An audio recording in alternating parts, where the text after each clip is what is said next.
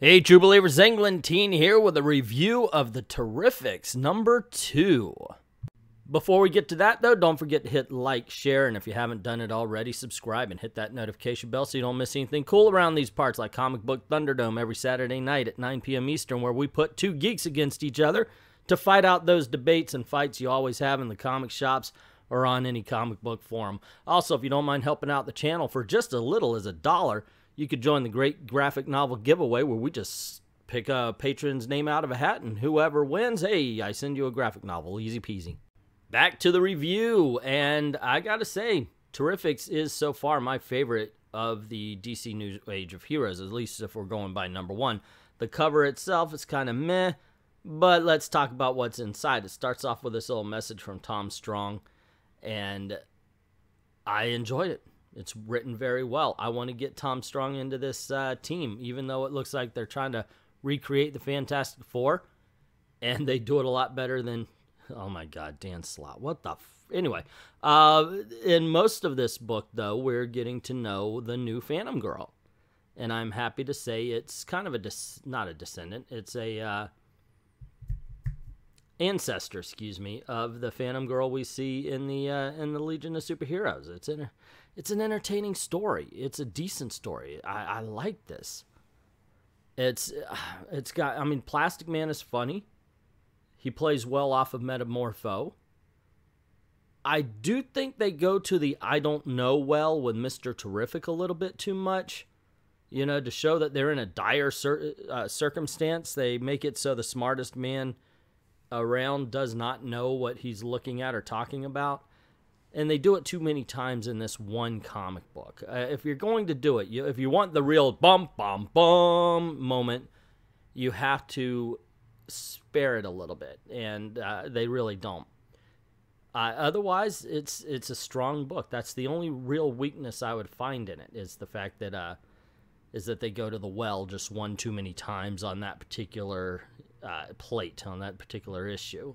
The art is great. I mean, it really does. It's a good-looking book, and not just, you know, of course, I mean, it looks good, but the colors stand out. I like the color. There's a lot of books out there that really are kind of oversaturated. This is not. While it's still a colorful book, while it's still a good-looking book like that, it doesn't look, as I said, oversaturated. It doesn't look like it's just fake.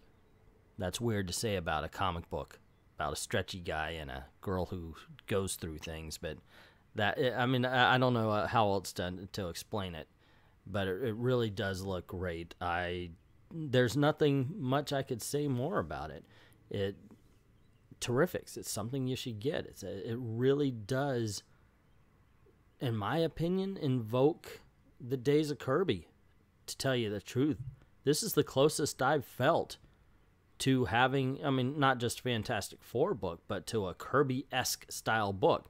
The paneling, the art, the cackling lines and energy and such like that's in it, it all kind of goes along, and it just makes this really dynamic and very cool story. And in that story, they give themselves enough boundaries that you have to wonder how they're going to get around them as writers and artists and such. I don't want to spoil too much from it, but there is now a certain thing about these particular heroes that really will challenge the writers.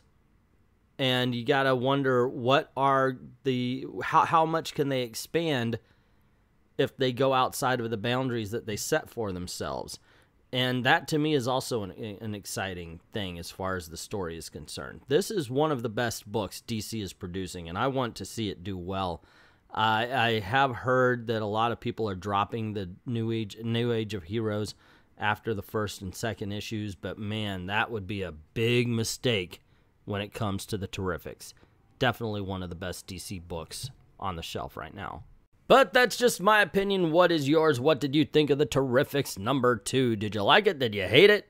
What's up? Are you one of those that are reading it, but yeah, once I get the first couple issues, I'm going to stop? If so, why? Why would anybody give a chance? Like, just keep buying Amazing Spider-Man after Dan Slott's fucked them right on into the ground and just ignore the good stuff out there.